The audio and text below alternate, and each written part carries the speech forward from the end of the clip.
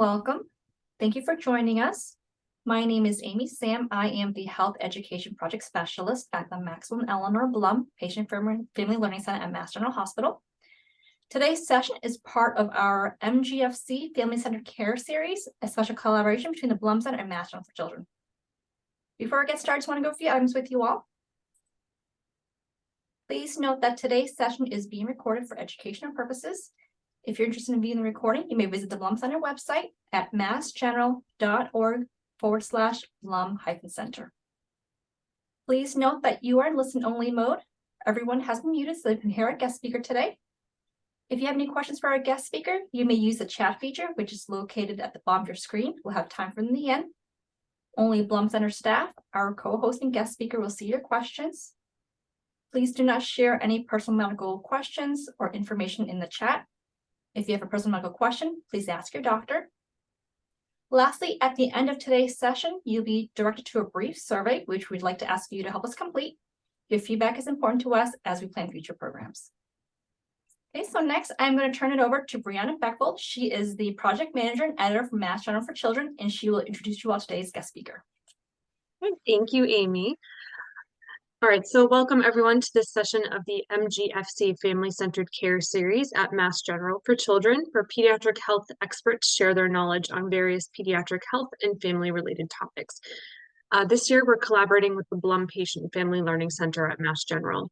And today we have Dr. Aude Henin to share tips on how children, teens, young adults, and families can learn to cope and build resiliency skills in a post-pandemic world. So before we begin, I'd like to briefly introduce our speaker. Dr. Aude Henin is the co-founder and co-director of the MGH Cognitive Behavioral Therapy Program and the clinical director of the Child Resiliency Program in the Department of Psychiatry here at Mass General. She specializes in cognitive behavioral therapy, or CBT, for youth with severe mood and anxiety disorders and has particular interest and expertise working with adolescents who are transitioning to adulthood.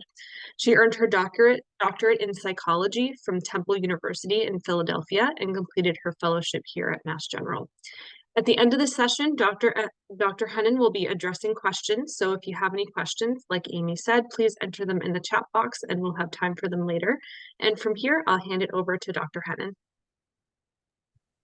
Thank you so much, and thank you for the opportunity to present, and thank you to all of those who are attending for your interest. I really appreciate it. So let me start by sharing my screen and take it there. All right, can everyone see that? Is it good? Okay, wonderful. So what I'm going to be talking about today are various tips based on the research and clinical practice that we've been doing and others have been doing for now many decades to try to support the well-being and mental health of youth. And I appreciate the opportunity to do this talk because clearly, certainly we knew even before the pandemic that young people were struggling, but since the pandemic that has come front and center. And one of the things that I and many others really believe is that part of the issue has been that in our field, we tend to wait until people are really doing very poorly before intervening. And there's really no other field of medicine where I would say, well, you have high cholesterol and your blood pressure is kind of high, but we're going to wait until your first heart attack and then we're going to treat you and see how that goes. And somehow in psychology and psychiatry, we've really tended to ignore lower level issues or kind of more population health to focus really on kids who are in acute stages of distress. And that clearly isn't working. And so a lot of the strategies that I'm going to be talking about today, although they can certainly be applied to youth who are unfortunately suffering greatly, can also be applied ideally in a preventative way to help build strength and resilience and hopefully reduce the number of kids who end up needing more intensive psychiatric care. I want to acknowledge the many people with whom I've had the pleasure of collaborating to do this work. It really is a fantastic team of educators, psychologists, psychiatrists, and administrators who are making this work possible, as well as our generous donors who have allowed us to launch this program and build it in the way that we have. So one of the major questions that that plagues all of us is, why do some people seem to continue to grow and to thrive despite facing adversity and significant stress, whereas other people experience distress and impairment as a result of that stress? And that's a key question, because not everyone who faces significant stressor is going to develop significant psychological symptoms or distress. And so trying to understand what the factors are that might protect or buffer people has been a large focus of our work. And figuring out then how can we actively promote those factors is the next piece. So the first thing to think a little bit about is, what do we mean when we talk about stress? Because we might all mean slightly different things. And one thing that we know, and one of the reasons that we think that stress-related conditions are increasing across the lifespan, is that humans were really developed over time to deal with stressors that can be intense but are short-lasting and then resolve. So if you think back to sort of evolutionary psychology, the kinds of stressors that early humankind experienced were sort of brief, like run away so you don't get eaten, or don't fall off this cliff, or go seek food because you're hungry. And then those would resolve and your nervous system could kind of go back to baseline until the next stressor. The kind of stress that many of us and many of our youth are facing tends to be not necessarily as acute, but longer lasting and chronic. So it's harder to address. There isn't a return to baseline, and that kind of chronic stress is associated with poorer outcomes. Some of the common sources of stress that young people report to us are some of the ones that you might expect, certainly home, family, school, worries about functioning and extracurricular activities, their health, but also things like financial worries, the state of the world, issues of discrimination or safety. And so kids are really managing a lot of stressors that I think before tended to be either more relegated to adults or occurred in different contexts. And they're experiencing them chronically without any clear resolution. And this is a study that came out now about 10 years ago, really showing that even back then, teenagers were reporting levels of stress that were similar to what adults report, and that exceeded levels that were considered as healthy. And so as a result of those stressors, about a third of kids said they felt overwhelmed, about 30%, or about a third said they were sad or depressed, tired or fatigued. And these are the warning signs, right? These are the harbingers that the stress is overwhelming and starting to have some toxic effects. Most kids were experiencing that stress was increasing over time, not decreasing, and nearly half of them didn't feel like they either knew what to do or were doing enough to manage it. And so this really gives us a window not only into the kinds of stress that kids are experiencing, but also some potential ways that we might intervene. I know that I'm preaching to the choir at this point, but we know that the pandemic has only worsened what we were already seeing a decade ago. And the pandemic brought with it all sorts of new and prolonged and chronic stressors, changes to daily routines, loss of daily structures, sleep schedules, loss of important people for some, but even without losing a loved one, loss of events, graduations, birthdays, the markers of life that are so important to all of us. Socialization and disconnection from important adults and peers, which is central to the development of childhood well-being, particularly during certain periods like adolescence or young adulthood. Increased screen time and at the same time, decreased involvement in healthy behaviors, whether, there's a lot of data show that exercise went way down, increase in junk food consumption, increased in for older folks, alcohol consumption. And so all of that has not only physical and medical effects, but also psychological ones. And we also know that children's stress is mediated by parental and family stress, and that as parents and families were stressed, kids also experience that vicariously. And what we've seen is that all of those stresses over time has led to a number of difficulties that we're still honestly recovering from, and probably will need several years to really recoup, including academic regression, particularly for kids who are already vulnerable because of academic or learning difficulties, depression, anxiety, and other stress-related conditions, including sort of trauma-related conditions, physical complaints, a lot of somatic symptoms. So kids are really struggling. So then that leads us to thinking about, well, so what is resilience and how can we foster it given what's going on? So the way that we conceptualize, and there's been a lot of discussions about what resilience is or isn't, a lot of definitions. So the way that we think of it is it's really an interaction between nature and nurture. So certainly we know that people bring to the table various strengths or weaknesses that might make them able to withstand stressors or not, right? Whether it's personality factors or vulnerabilities, like having pre-existing anxiety or depression might make you more vulnerable. But also we need to recognize that a lot of resiliency occurs in context, and that it occurs within community and family.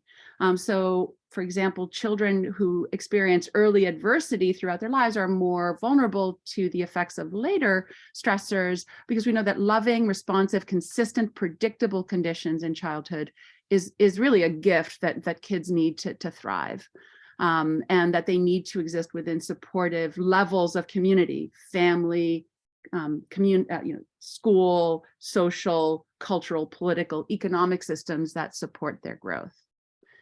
We also need kids to be able to have reasonable opportunities to master challenges and stressors. So resiliency is not protecting your kids from any disappointment or any stress. That doesn't allow them to build the muscle to tolerate that. And so the stressor though has to be just in that range where it's manageable and not so overwhelming that you can't deal with it. So some of the individual skills that have been found to lead to resiliency that we think about increasing are things like being able to identify and tolerate negative emotions. And we'll talk a lot about emotions throughout this talk. So being able to have negative emotions, to sit with them, and to soothe yourself until they can resolve. We know that problem solving is an important skill, and that poor problem solving or inability to problem solve is a risk factor, for example, for suicide. If you see no other option but dying, that then is a huge risk factor. The ability to have strong connections with parents or other loving adults, and to have friendships that are sustained and close, to have a sense of meaning and purpose in the world, right? So sometimes what can make pain or stress tolerable is knowing that there's something bigger than you, that there's something worth, we sometimes call it like building a life worth living, even in the face of pain. And it's also important for kids to have a realistic, positive, but not unduly positive sense of competency and self-efficacy. So again, that kind of balance. We know that social support, as I keep saying, is incredibly important. And it's not just necessarily the size or the number of social supports that we know are important for kids, but the quality of that support, so that kids experience the interactions with others as meeting their needs, and that they feel cared for and respected and valued for who they are. And certainly there can be other aspects like material support, so making sure you're taken care of in some fundamental ways, and receiving advice and guidance and boundaries from adults.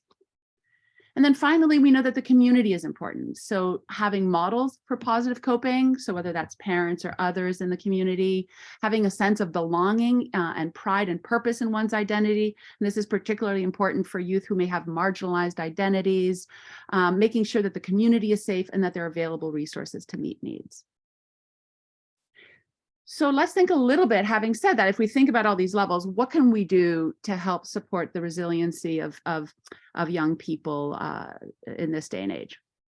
Well, I do want to say, because I'm going to focus a lot on individual factors, but I want to really highlight that I would never imply that learning, coping skills is going to be sufficient if you don't have basic needs met, right? So if you don't have food, you don't have healthcare, you don't have a minimum amount of income that you can count on, you don't have housing, this is not in lieu of, this is an all of the above.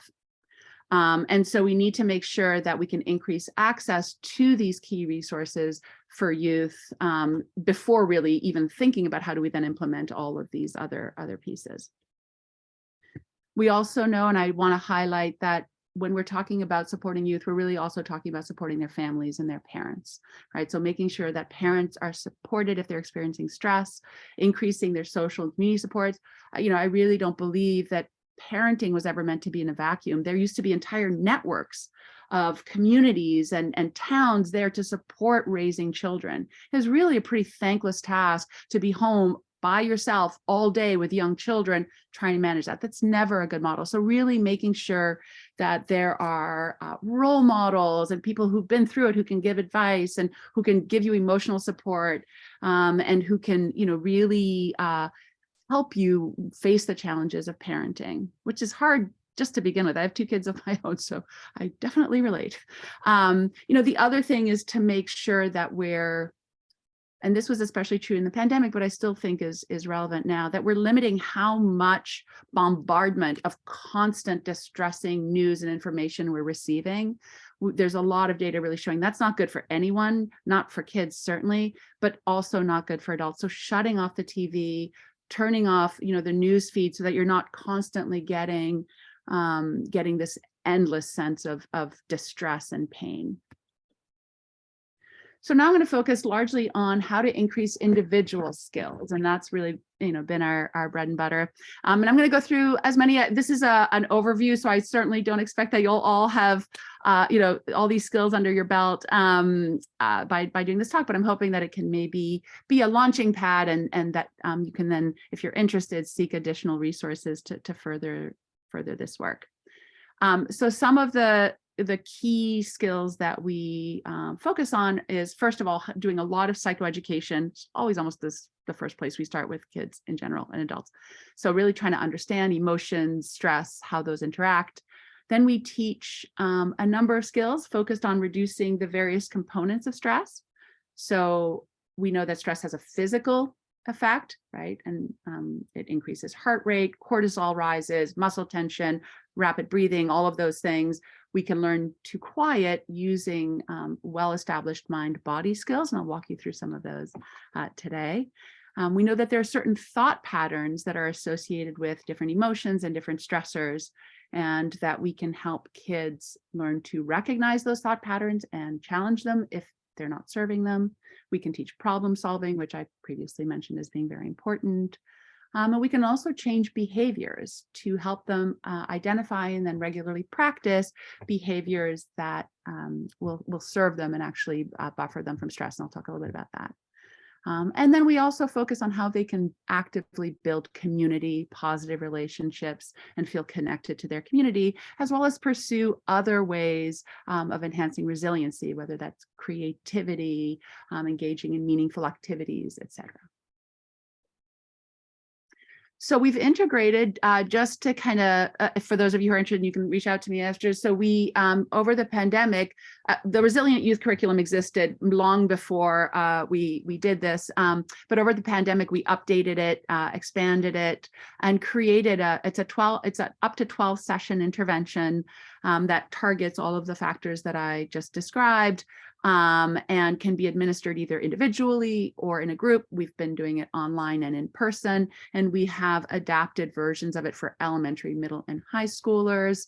And we've been able to train people in the community to administer this intervention. So you don't need to have a doctorate. And I think that's really important. There's never going to be enough psychologists to meet the needs of the whole youth population. So I think really having models of intervention that are scalable and can be administered in various settings. We do it in schools, we're doing it in the Boys and Girls Clubs, we do this in summer camps, so that kids can really get these skills from a range of providers. This is one of our wonderful trainers doing it in the Boys and Girls Club, I think 2 summers ago. And this just highlights, so to help kids remember the skills, we have what we call the CALMS practice. Psychologists love their acronyms, and I am no exception. And so C stands for coping skills to help me relax. A is actions that I can take. L is looking at my thoughts. M is mindfulness, and S is social support and connection. And so we want them to help practice their CALMS skills. So just quickly to help kind of walk you through some of the tools, just so you can get a flavor for them. The first thing that we do, as I mentioned, is focus on understanding emotions and stress. We sometimes presume that people really can understand all of the nuances, but in fact, there's a lot of learning to be done just to really understand some of the fundamentals. And we know that just understanding and having a shared language and a narrative around what you're experiencing can be a very powerful intervention, because without that, people come up with their own explanations, and they're often harsh and unhelpful. So we'll talk with kids about emotions. So, thinking about like, why do we have emotions?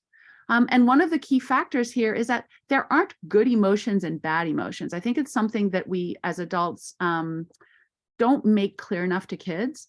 Whatever emotion you're having is perfectly fine, right? And all emotions, even the ones we're not so fond of, exist for a reason. They're important experiences. They are signals to us about the world. They communicate to other people. They communicate to us. And so the issue is not having an emotion. And in fact, we also know that trying not to have an emotion or not being okay with emotion intensifies it and makes it that much worse. And so in what we want to do, though, is to recognize that emotions, just like anything else, may be helpful or not. So sometimes emotions can be unhelpful if they are too intense, or they last too long, or they get in the way of your goals. And so we want to depathologize emotion and help the child recognize, and I'll talk about this later, that having an emotion doesn't mean you have to act on it, right? You have a choice about what you do or what you don't do, but we also don't have to be afraid of emotions or try really hard to suppress them. And as adults, if you think through when you have a child that's experiencing, there's a lot of ways in which we unfortunately don't follow that teaching, right? So whether it's if a kid is having an emotion, kind of invalidating it, right? We know it's like, oh, everyone feels that way, or, oh, you think you had it bad when I was a kid, blah, blah, blah, blah, blah, or like, stop overreacting, you're making a big deal of nothing. All of those messages, by the way, are unhelpful, and they make the emotion more intense for the kid, but also teach the kid, oh, okay, what I'm experiencing isn't okay, or isn't right, or isn't good. So as adults, one of the key things we want to do is just hang in there. In fact, when a kid is having an emotion, as long as they're not completely out of control, there's nothing we need to do about it. This is my only superpower as a therapist. You just listen, you reflect back, you allow them to have it, because the emotions are waves. They peak, they come, and even if you do nothing, they'll just go away. And so we just kind of want to surf those emotional waves and help kids learn that that's really what they can do. So here we go. That's what I was talking about. There's no emotion that's bad. You can notice it, experience it, and make choices about whether to act on it or not.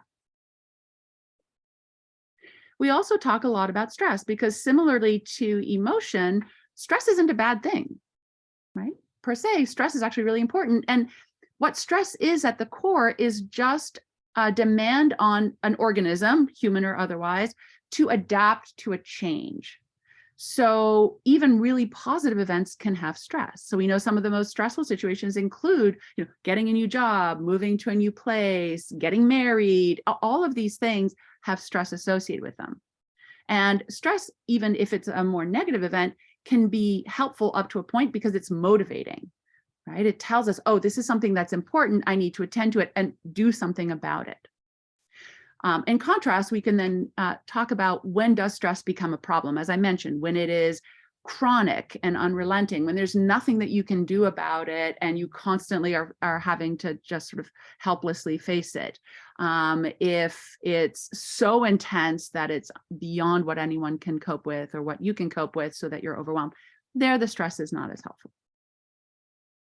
And we'll walk through with kids, with littler kids, obviously we don't do this quite in as much detail, but really walk through with kids to help them understand the kinds of reactions to stress that they're having.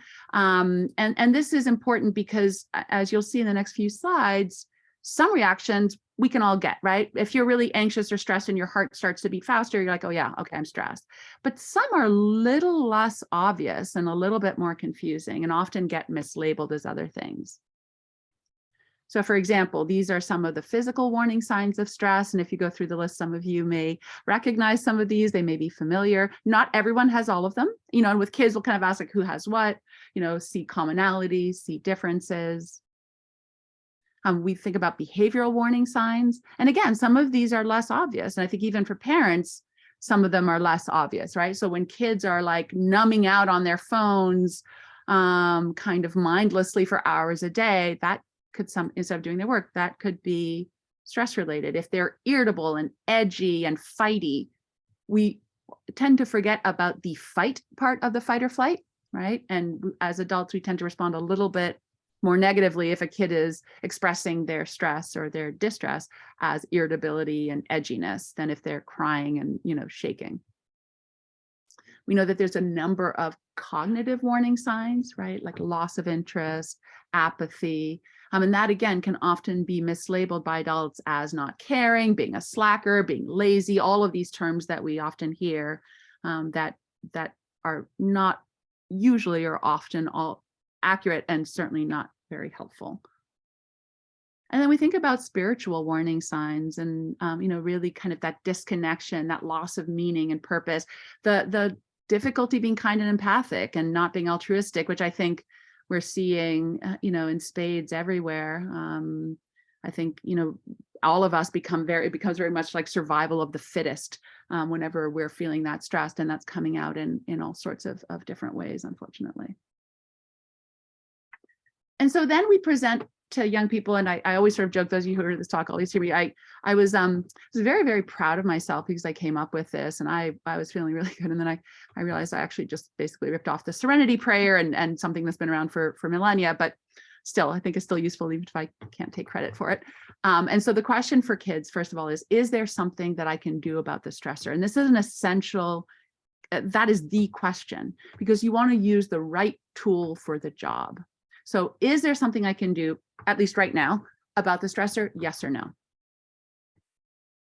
If yes, then this is where we want to implement problem solving. So what can I do to change things? What are options? And I'll walk you through problem solving in a second, so I'm not going to go too much into it. And then you want to implement that plan. If no, then this is where often we get into trouble, because if there's nothing you can do and you keep beating your head against the wall trying to change something that isn't within your purview to change, that actually magnifies the stress, increases pain and suffering. So if the answer is no, then we have to use a very different approach. This is where we want to use mind-body skills to reduce stress. We want to coach ourselves in ways that are helpful. We may want to distract. We want to use things like mindfulness and acceptance to manage it. So I'm going to talk a little bit more about some of these skills. So one of the things that I've now alluded to a number of times is this idea of doing mind-body skills to reduce the physiologic effects of stress. And this is based on a long, rich history from cultures, frankly, around the world that have recognized that there are strategies to elicit the relaxation response actively to reduce that arousal that comes along with the fight or flight. So we think of the relaxation response as the opposite of fight or flight. So heart rate goes down, respiration decreases, blood pressure decreases, thinking becomes more focused, muscles relax. There's a whole cascade of events that happens. And to elicit the relaxation response, it's actually quite straightforward. It's a repetition. So you want to slow your breathing, but in addition, you want to focus your attention on a repetition of some sort, right? The brain loves repetition, and it really allows us to focus and be in the moment. And if and when your mind wanders, which it will, gently bring yourself back to that repetition time and time again. And we call it, oh, well, it's like, I'm distracted. I'm just bringing myself back. So some of you may be already thinking, oh, well, that's what meditation is, or yoga, or breath awareness, and that is true. In addition, though, there are many other forms of repetition that people can use. And I think this is one thing that a lot of kids and teens will sort of react to. They're like, I don't want to sit there and go, I'm like, absolutely, you don't have to. There are lots and lots of ways that people can elicit that. And so part of the key is figuring out what forms of repetition does that particular child find relaxing? So I know for me, two of the most relaxing things that I can do are either gardening or painting walls, or, well, de-wallpapering, although I'll de-wallpapered everything. So that was really very soothing. It's repetitive, it's focusing, it allows me to be in the moment. I can think, I can be, and it's just that sense of well-being in that moment. For some kids, it might be basketball. For other kids, it might be, for many young people, it's music. For some people, it is being still and doing yoga and meditation, but that's not the only way. What we do emphasize, however, is that although the stress response is automatic, your body is geared to do that, you don't have to do anything. Bringing on the relaxation response, you have to do purposefully. And it takes practice. Like any other skill, you're not going to be good at it right away. And that's something that we hear often, like, I tried it, it doesn't work, I can't do this. It's like, just stick with it, be realistic. Maybe at first you'll be doing it for milliseconds, for like not even a minute, and that's okay. Over time, you can build on that and get better and better. No one's expecting you to be able to sit there and do this for hours at a time. I mean, almost nobody can do that anyways, but want to start small and build. So there are a number of different tools that people can use to evoke the relaxation response. And what we do is present these various tools to the youth participating in our program. Some they might like more than others. It's a menu of options from which they can pick. And we do encourage them to practice all of them, as I said, so they can get better, but everyone's going to have their favorites. And that's really okay. You don't have to do all of it. So I'm going to walk you through just quickly a few of these tools. And we don't have a ton of time, but so I'm going to do it very quickly. So the first one is diaphragmatic breathing. And this is one that we do get a lot of eye rolls on, because the problem is that people have misused this skill. I have zero illusions that if you take a couple of deep breaths, everything's going to be great and you're not going to be stressed. I wish it worked that way, but it doesn't, right? And often adults have kind of used it almost in a pejorative way, like, oh, just take a deep breath. And that's not helpful. But what we do know is that when we're stressed, we breathe shallowly from our chest, and that actually increases your heart rate and tells your body, oh my gosh, there's a stress, you've got to do something, and activates that fight or flight even more. In contrast, if you take what we call a belly breath, where you sort of relax your chest and you breathe from your diaphragm, your belly, that activates the vagus nerve, which then is what triggers the parasympathetic nervous system to bring down your fight or flight response. So there is a real physiological reason why that can work, but it takes some practice. And we prefer to practice not in a crisis. By the way, you want to practice these skills when you're fairly relaxed to begin with. You wouldn't expect to be able to do any skill well if the first time you ever did it was in the middle of a hurricane, right? So these are really tools that we want to do in a more calm place. And we do this all different ways, but the key is you want to try to be in a relaxed place, and you want to, for example, put one hand on your chest and one hand on your belly, and see if you can keep your chest still while making your belly go up and down, just slowly and gently. You don't have to take super deep breaths. They can just be comfortable.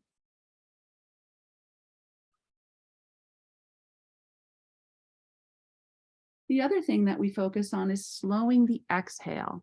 A lot of people focus on the inhale, but really slowing your exhale down is what's going to bring your heart rate. And if someone's really, really struggling to figure out how to do a belly breath, one way that we can do this is actually by focusing on the exhale first. So imagine, for example, that you have a huge birthday cake with, 100 candles on it, and you're going to breathe and try to blow out all of the candles until you have no breath left in your body. So if you do that, and then you'll see what happens. So we're going to do this together very quickly. So breathe out as if you're trying to blow out all the candles.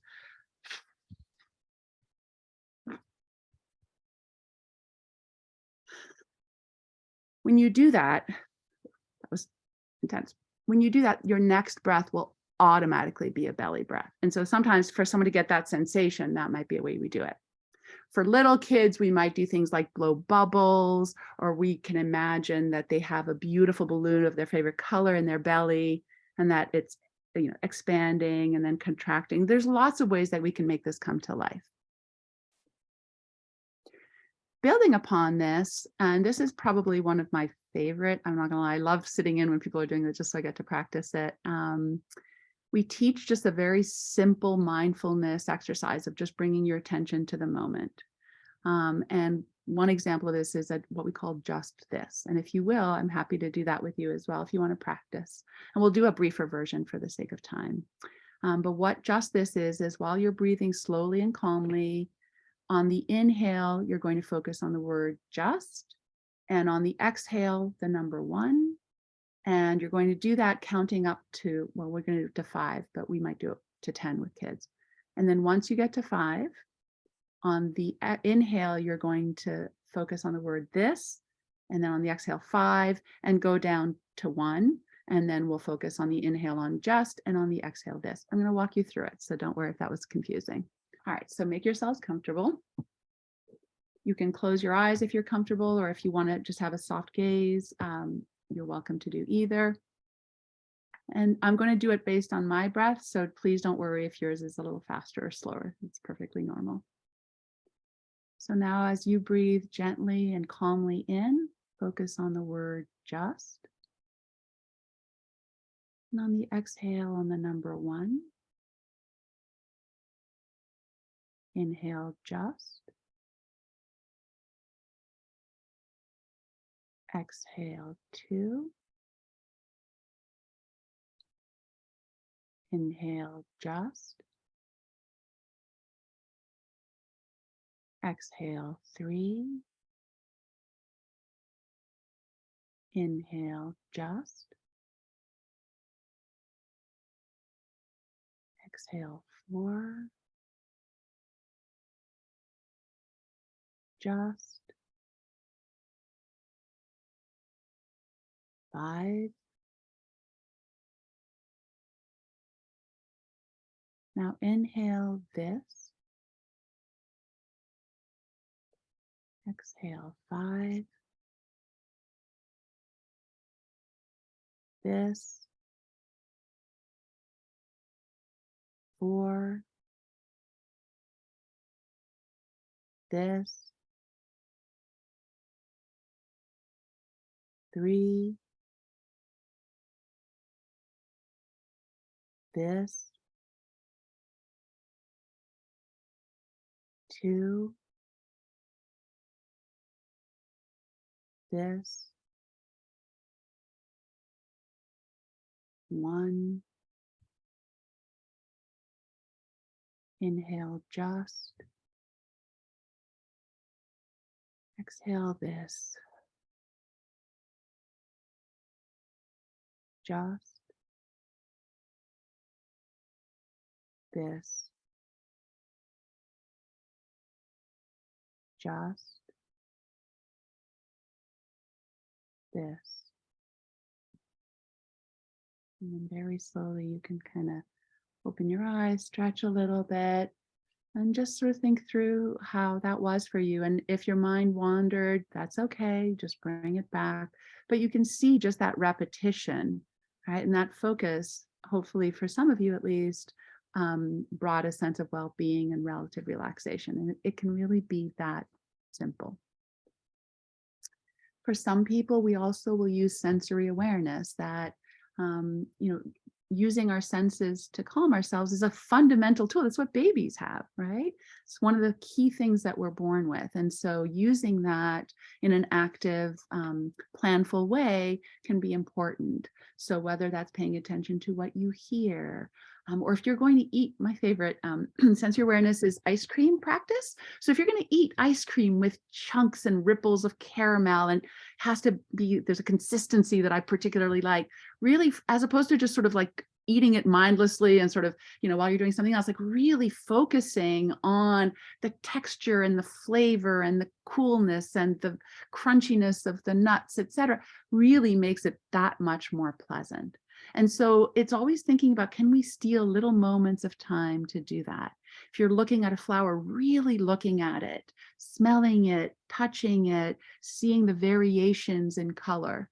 And that can be for seconds. It doesn't have to be for hours, and that's a good thing.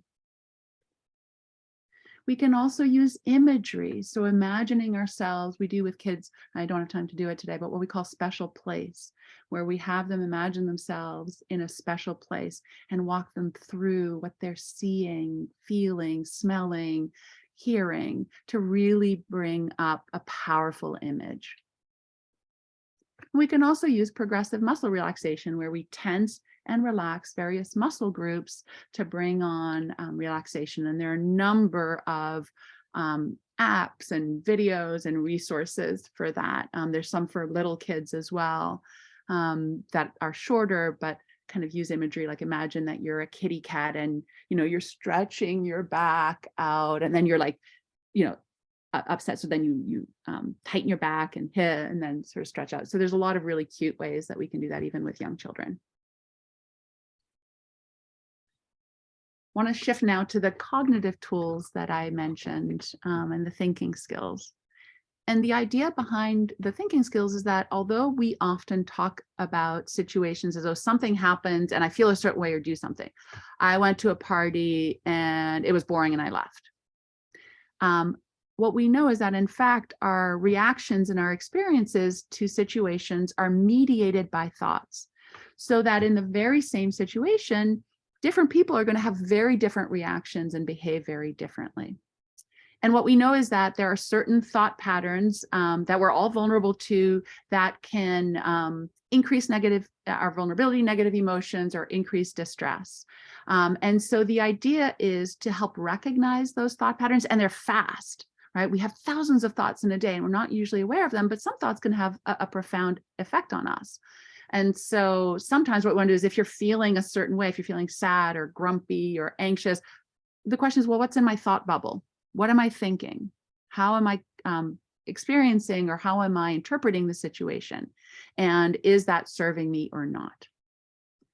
For kids, they really love, we call some of these common thinking errors that, again, we all have, thinking traps, and we help them recognize in themselves and in others some of the thinking traps that they might be engaging in, like all or nothing thinking, right? Either I get 100 or I failed, or fortune telling or mind reading. My teacher hates me, I just know it. Or I'm going to have a horrible time. The summer's going to be awful, right? So all of these thoughts are maybe inaccurate, or even if they're accurate, may be unhelpful.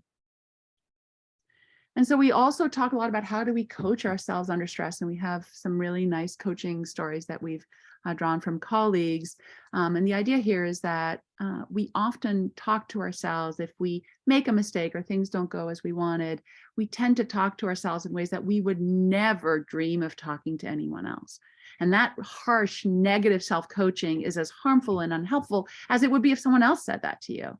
So think about, a recent mistake that you made. How many of us are like, I'm such an idiot. How could I have done that? I'm such a failure. No one will ever like me again. I can't believe I did this. How could I, right? That you would never even dream of talking to anyone else that way, because it's so unkind, so harsh, and so unhelpful. It doesn't tell you what to do differently. It just makes you feel awful. So helping kids really recognize unhelpful versus helpful coaching is essential.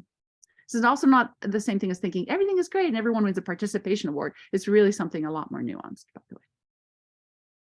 And so by recognizing these unhelpful thought patterns, it allows us to start to challenge them. This is not just thinking happy thoughts. This is not, trying not to think about bad things. It's kind of looking at our thoughts a little bit more critically. Is this thought accurate? What's the evidence for it or against it? If the evidence doesn't support the thought, is there another way that I can look at the situation? Or is my thought helpful? If not, is there another way that I can coach myself that might be more helpful?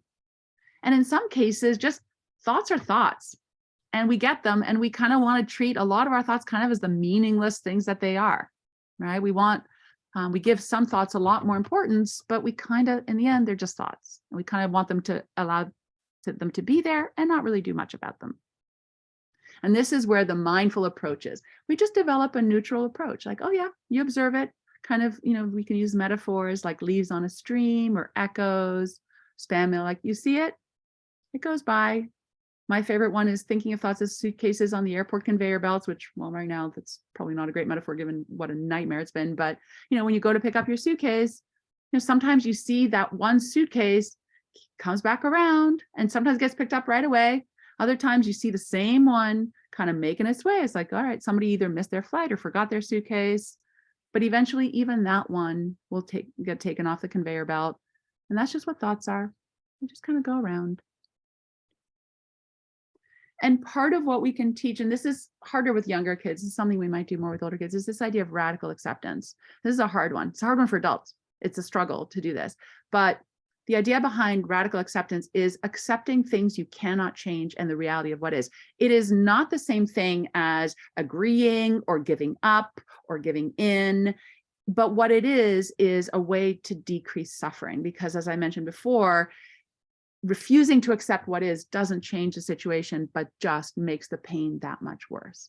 And certainly during COVID, I think we have been all served in having to radically accept a lot of the things that we couldn't do anything about. But for kids, there may be other things like parental divorce, breakups with friends or partners, other people's behavior, right? Sort of so many kids just like, but. And so really helping them shift the focus from this is not okay, this cannot be, I won't allow this, to okay, what can I do to help myself cope is essential. And it's an active choice that you have to make time and time again. This is hard for all of us. You don't just kind of radically accept it once and move on. It's something you, every time you find yourself kind of fighting that, it's a thing to practice again. And then there's problem solving, which I've alluded to a number of times, which has, a lot of people think they know how to problem solve, but this is a lot more detailed, and it kind of breaks it down, because the reality is that we can all get stuck at any point in this process, right? And so we want to take the time initially to really work our way through. So identifying the problem in a way that lends itself to a solution that is specific. So if a kid says, I hate school, I have no idea what that means, right? What does that mean? Is it I'm overwhelmed by homework, or I don't like the way the teacher is talking to the class, or I feel really anxious in the halls because I feel like no one likes me. Now we've got some potential things to target.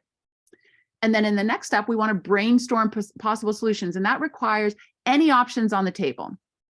We're not going to evaluate which ones are good or bad. We're just going to come up with at least 3 different options. And then we can, in the next step, evaluate which ones might work or not. So this is really important, because often people will come up with one solution and that's it. And if that doesn't work, then they've got nothing.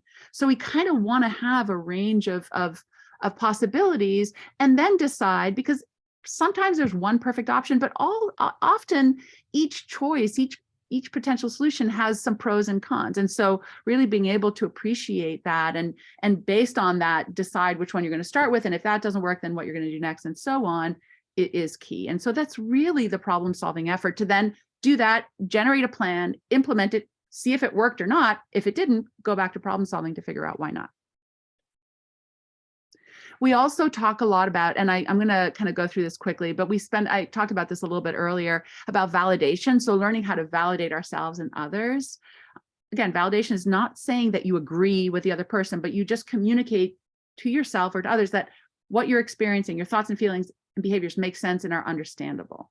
And that's really essential to then be able to do any of the other skills, including problem solving. And then finally, I'm just going to quickly, because I want to save time for question, we focus a lot on behaviors that can enhance resilience. And one of these, this is my favorite skill of all time. I think it is the key to all things. So if you remember, I talked earlier about the fact that all emotions exist. It's okay to have them, but that you can control what you do. That's the thing to focus on. And so that's really the idea of opposite action. You can accept the experience of the emotion. The question then is this emotion serving me? And if not, can I do something different? And this is hard, and this takes a lot of practice, but I feel like this is the key to most good things, honestly. So recognizing that all emotions have behavioral urges that go along with them doesn't mean you have to follow that urge. So for example, for fear, the behavioral urge might be to run away, to escape, to avoid. Sometimes that'll serve you well. You should probably avoid walking on the highway. But if it's not serving you, if what you're avoiding is talking to kids you don't know well, even though you want to be friends with them, or you are afraid of being home alone, even though, developmentally that's appropriate, or you are anxious about a test so that you can't sleep, or and you call in sick, the opposite action to that is to approach, and to approach gradually. For anger, the emotion urge is to attack, right? Anger makes you want to seek and destroy the source of it. And instead, what we want to do is practice, I love this, gentle avoidance. It's not slamming your door and saying, fine, I hate you. It's just saying, I'll be back. I'm going to go and self-soothe. For shame, which makes you want to hide, right? Shame is that there's something terribly wrong with me as a person. Something's wrong. And if anybody knows, I'll be, kicked out of my community. You want to hold your head high. For guilt, there's 2 things that people can do if they feel guilty, right? And guilty is I feel badly about something I did. So either when people feel guilty, some people will disclaim any responsibility. It wasn't my fault, not my job, not my responsibility. I didn't know, I didn't do it. Or the conversely, they may over apologize and over promise. I promise, okay, I know that I was late the last 5 times, but I'm going to show up a half hour early, right? And I'm sorry. Neither of those is helpful. What you want to do for guilt, you want to take responsibility, problem solve, if appropriate, what to do differently, and move on. And so this idea of opposite action, we do this a lot for depression, for example, where the action urge is to withdraw, to stop engaging in things that were meaningful, important. We want people to re-engage in those things. That's a number one a line of treatment for depression. So this idea of opposite action, for me, it's a combination of validation and acceptance and opposite action, and that dialectic, that combination is incredibly powerful. So I'm going to stop there because I want to make sure to have time for questions. Happy to talk more about any of these things at any point. And thank you so much for your attention. Thank you so much, Aude. And yes, we do have a couple questions that have come in. So our first one is, do you have any tips on how families can check in on their children who are about age 5 on how they're doing with school and peers, especially if those children are not likely to share their feelings unless they're approached to do so? Yeah, I think that's a really great question. I mean, so the first thing is that couple of thoughts. So one is that kids sometimes will communicate things indirectly, especially when they're little. So paying attention, for example, to their play, sometimes kids will enact the things that they're experiencing and can't put into words through their play or through the stories they're telling. So that's sometimes one way. I also think there are times where children's guards are down, and that's when they talk. And so, for example, with teenagers, which is one thing I think we lost also during the pandemic, it's in the car when they're, like, a lot of kids won't sit and talk to you face to face, but somehow when they're sitting beside you in the car, they don't stop talking. It's like, or in the back seat. Sometimes like, oh my God, right? And we lost some of that in the pandemic, but so that's sort of one place. And for little kids, it's often at bedtime. I feel like that, sometimes the car too, actually, but often there was something about bedtime when they're kind of in that comfortable spot and they're kind of relaxed and things come out. So that might be sort of one way. The other way is to check in with other adults, for example, teachers, if they're at school or play groups, if they have experiences with peers, for example, with other adults who are seeing them, or to have peers come over to see if you can be part of that, just to observe how things are going. I think those might just be some quick and easy ways to do that. And then look out for signs of regression too. So sometimes kids will also express it, if they start bedwetting again, or they're starting to pick at their skin, or they're more separation anxious, like those can also be signs that the child is struggling with something. Excellent, thank you. Our next question, how often should the relaxation techniques be practiced in order for them to be beneficial, and can you find them anywhere online? Yeah, so yes, to online. I mean, I think you can throw a rock and hit a relaxation technique. There's like 8 billion apps and YouTube videos, and I mean, some you can pay for, but a lot of them are free. And the key is to find one that's age appropriate and that you like. Look, ideally, people would practice this every day. And I also think if you can create a routine around it, it becomes easier. If it's something else you have to remember actively, it gets kind of hard. But it's also, you can practice it sort of anywhere, right? You just need a few moments. I wouldn't do it necessarily, right before everyone's supposed to head out to school or other places where, at dinner time when everyone's running around and it's like kind of chaotic, but whether it's right before bed or right when getting up or right when coming home from school, or kind of trying to create some of those habits is probably the best. Excellent, thank you. Where can I go to learn more about adapting those relaxation techniques for young children?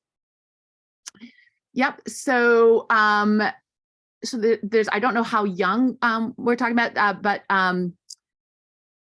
for kids with anxiety disorders, my colleague Dina Hirschfeld-Becker actually has developed entire anxiety management protocols for kids 3 to 7, and actually now is testing it for 2-year-olds.